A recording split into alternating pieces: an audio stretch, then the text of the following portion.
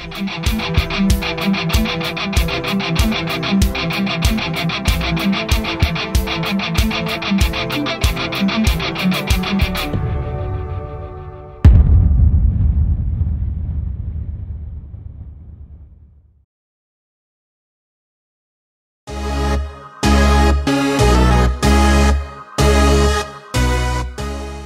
what's up mga repa? Noong nakaraan ay pinag-usapan natin ang tungkol sa mga trail bike na pwede mong mabili dito sa Pilipinas ngayong 2025. At dahil sa concerns ng iba nating mga repa ay naisipan nating gumawa ng part 2 para sa topic na ito.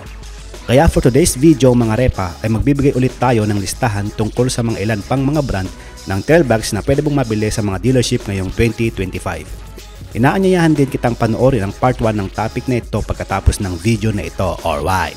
Kaya wag kang bibitiw repa dahil baka isa na sa paborito mong dual sport na trail bike ang mababanggit sa video na ito. Wag na natin patagalin repa at ilarga na natin ito.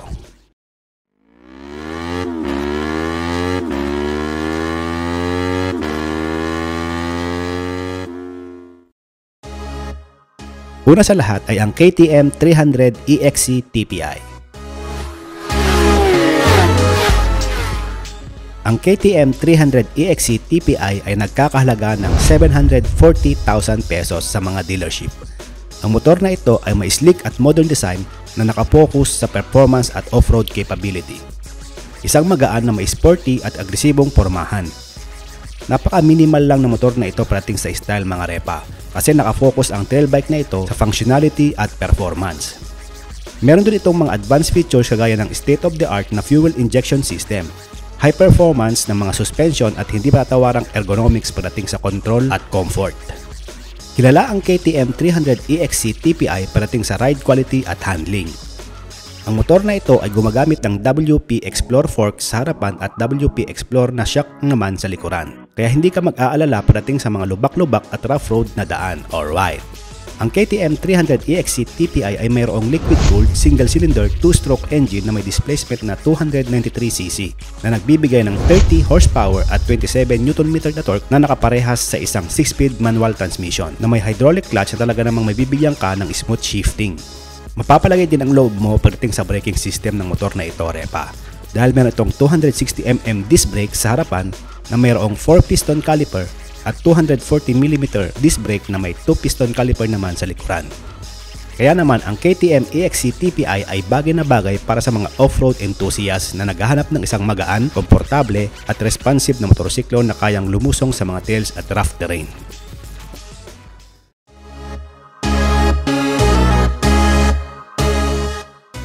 Susunod mga repa ay ang Beta 430 RR40. Ang motor na ito ay may aggressive at rugged design na kumakatawan sa isang enduro motorcycle. May magandang graphic design na dumagdag sa adventure appeal ng motor na ito habang pinapanatili ang classic na Beta colors. Dinisenyo ang motor na ito para sa isang challenging na off-road enduro tracks na hindi nakukompromiso ang comfort at enjoyable experience ng rider nito. Hindi ka rin mahihirapan pagdating sa mga long rides o trail dahil meron itong 48mm hydraulic USD fork shaft sa harap at monoshock na may progressive compound lever sa likuran na nagbibigay sa iyo ng komportableng biyahe pagdating sa open road at great flexibility sa mga pinakamahihirap na trailing. Ang Beta 430 RR T4 ay pinapagana ng isang single-cylinder, liquid-cooled, 431cc na makina na kayang sumipa ng 44 horsepower at 44 Nm na torque.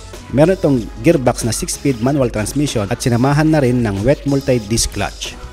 Pagdating naman sa braking system, meron itong 260mm wave disc with double piston floating caliper sa front wheel at 240mm wave disc na may single piston caliper para naman sa rear wheels. Alright! Ang Beta 430 RR40 ay mabibili mo sa halagang 610,000 hanggang 690,000 pesos depende sa variant repa.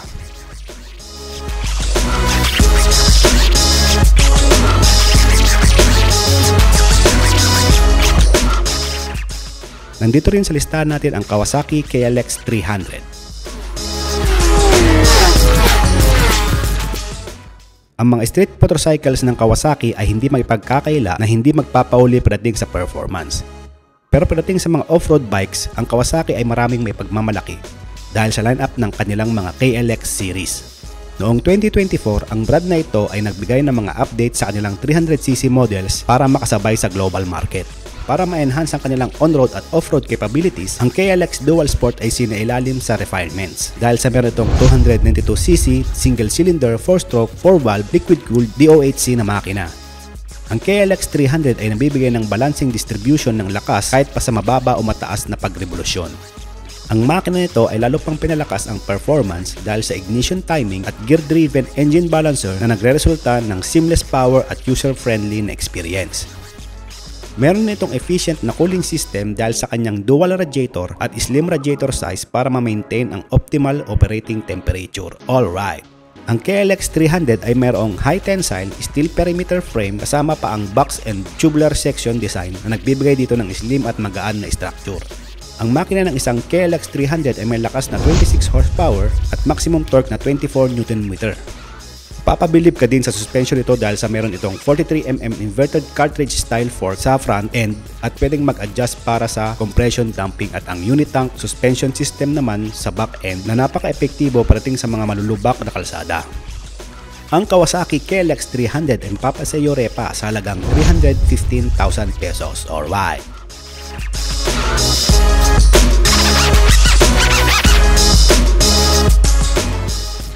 Susunod ay ang Honda CRF 300 Rally.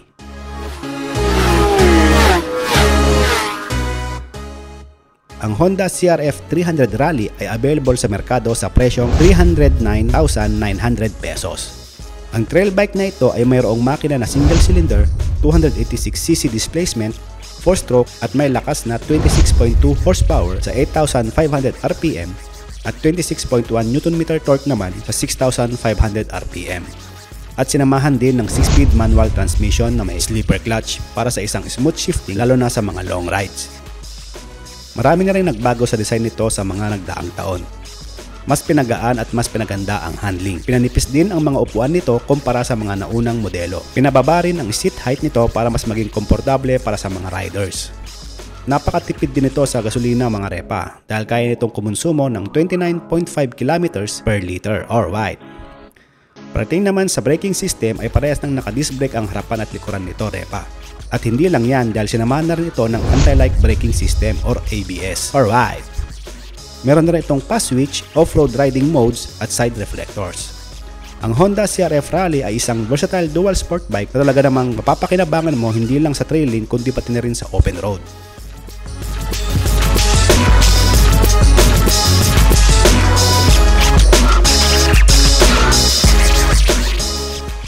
Nandito rin repa ang Yamaha Zero 250. Ang Yamaha Zero 250 ay isang versatile dual sport na motorsiklo na kilala sa kanyang off-road capabilities at user-friendly na disenyo. Pinapagana ng isang 249cc air-cooled fuel-injected single-cylinder na makina na kaya maglabas ng 19.3 horsepower sa 7,500 RPM at 20.3 Nm na torque sa 6,000 RPM na nagbibigay ng sapat na lakas para sa open road at trail adventure. Dito sa Pilipinas, ang Zero 250 ay available sa dalawang kulay, ang white, blue at white orange. Ang disenyo ng isang Zero 250 ay napakasimple repa.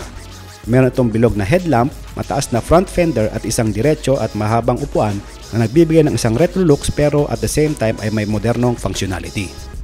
Parating sa suspension, ang motor na ito ay mayroong telescopic fork sa harap at swing arm sa likod na nagbibigay ng isang komportableng biyahe kahit sa anong uri ng terrain. May ground clearance na 285mm at seat height na 830mm na saktong-sakto para sa isang Filipino rider. Nakasalpak na rin dito repa ang disc brake sa harap at likurang gulong na nagbibigay sa iyo ng malakas at makapit na preno. Alright! Ang Yamaha Zero 250 ay mabibili mo sa halagang 240,500 pesos. Maaari mo itong ikonsidera repa kung ikaw ay naghanap ng isang reliable na dual sports na motorsiklo.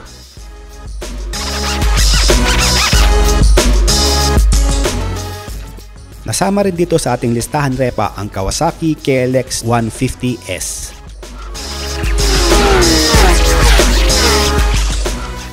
Ang bagong KLX 150S ay mas manipis, mas magaan at mas abot kaya kaysa sa kakambal nito na KLX 150. Dinisenyo ang motor na ito para magbigay ng seryosong off-road performance. Dahil sa kanyang telescopic fork at mas maliit na gulong, ito ay bagay na bagay para sa mga challenging na off-road at trailing adventure. Ang KLX 150S ay sumailalim sa isang complete design overhaul. May mas malakas na makina at mas maangas na disenyo. Mapapahanga ka rin sa sleek design at maliwanag na LED headlamps nito na sinamahan pa ng bagong digital console na may excellent visibility at compact na disenyo. Ang KLX 150S ay may 144cc displacement, single-cylinder, 4-stroke, 4-valve, air-cooled SOHC na makina na kaya mag-produce ng 12 horsepower sa 8,000 RPM at 11.3 Nm na torque sa 6,500 RPM. Parehas na rin naka-disc brakes ang harapan at likurang gulong nito, Repa, para sa isang makapit na preno or ride. Dahil sa slim at magaan na body nito, ito ay nagbibigay ng isang madaling pagmamaniobra at napakagandang handling. Kahit na ang motor na ito ay may advanced features, ang KLX 150S ay nananatiling pinakamagaan sa kanyang kategorya. Ano pang hinihintay mo, Repa? Sugod na sa mga dealership dahil mapapasa iyo ang Kawasaki KLX 150S sa halagang 123,000 pesos lamang.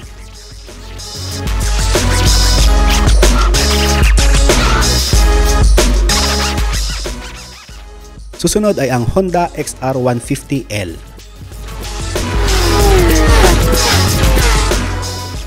Ang Honda XR 150L ay isang commuter bike na kayang i-handle ang anumang terrain na paggagamitan ng rider nito. Ang motor na ito ay na-introduce noong 2015 at nagkakahalaga lamang ng 96,900 pesos. May mga features na kaigiliwan ng sinumang rider kahit pa sa long rides kagaya ng rear carrier, malaking fuel tank na kaya magkarga ng hanggang 12 liters sa isang full tank at may komportableng upuan hindi lang sa driver kundi pati na rin sa back ride nito or ride. May dekalidad na monoshock suspension sa likuran na kayang isabak sa kahit anong klaseng terrain. Ang XR150L ay pinapagala ng isang single-cylinder, 150cc displacement, air-cooled at 4-stroke na makina na may lakas na 12 horsepower at 12 Nm na torque at ipinares sa isang 5-speed manual transmission.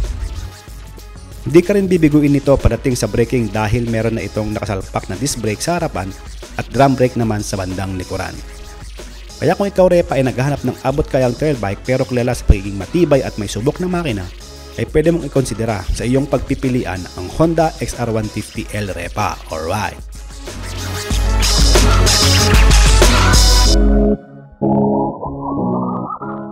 Nandito rin sa listahan natin, mga Repa, ang Rusi KRY 200.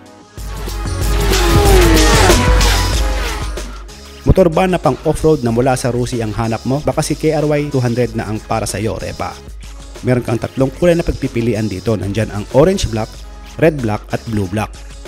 Malaki na rin ang pinagkaiba ng KRY 200 2024 model kaysa sa mga older models nito. Mas naging pang off-road na ang looks pagdating sa decals at color combination nito. Naka-inverted fork sa harapan at monoshock sa likuran na mabibigyan ka ng magandang pag-rebound pagdating sa trailing.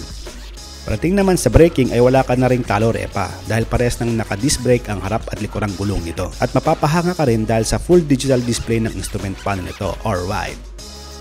Nakasalpak sa KRY 200 ang isang 200cc displacement, single-cylinder 4-stroke 2-valve air-cooled na makina na kaya magbigay ng 16 horsepower sa 8,000 RPM at 14 Nm na torque sa 6,500 RPM. Pinares dito ang 5-speed manual gearbox at carburetor na fuel system. Kaya kung ang hanap mo, Repa, ay isang budget-friendly na trail bike na maporma at hindi magpapahuli sa performance, baka para sa iyo na ang motor na ito, Repa, dahil ang Rusi KRY 200 ay nagkakahalaga lamang ng 73,000 pesos sa lokal na merkado. Alright!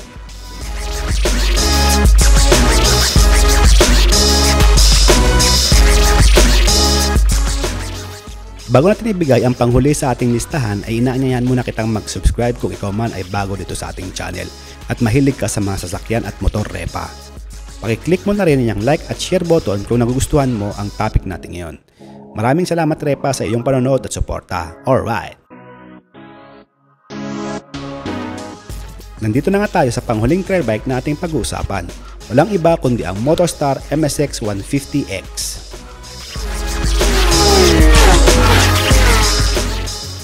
Ang Motostar MSX 150X ay may sariling pagkakakilanlan na magugustuhan ng isang rider.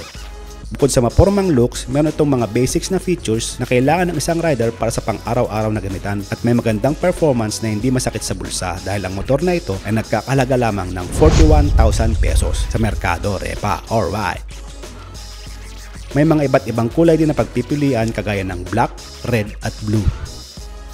Sa bandang harapan, ang MSX 150X ay may halogen adjustable headlights, may indicator light, front mudguard at manipis na upuan. May mga gulong na sumusukat ng 19 inches sa harapan at 16 inches sa likuran.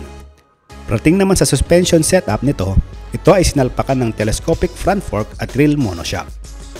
Sinamahan na rin ito ng disc brake sa harap at likurang gulong nito para sa safety mga repa or ride. Parating sa performance, ang MSX 150X ay pinapagana ng isang 150cc displacement single-cylinder 4-stroke gasoline engine na kayang sumipa ng 8 horsepower at 10 Nm na torque na ipinares sa isang 5-speed manual gearbox. Kaya kung ikaw repa ay isang baguhang rider parating sa trailing at off-road adventure at budget-minded ay pwede mong ikonsidera ang motor na ito repa. Abot kaya na, hindi pa magpapahuli parating sa performance.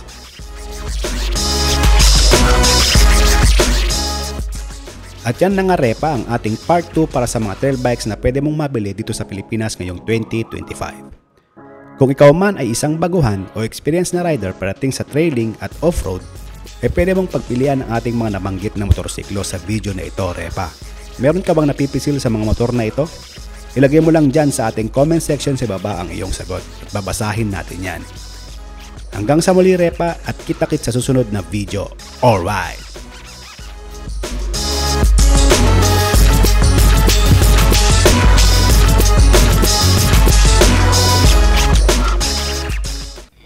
Bago tayo magtapos, ito po muna ang inyong lingkod at nagpapaalala ng huwag pong mainit ang ulo sa daan para tayo ay makarating ng ligtas sa ating patutunguhan. Mga repa, ride safe everyone!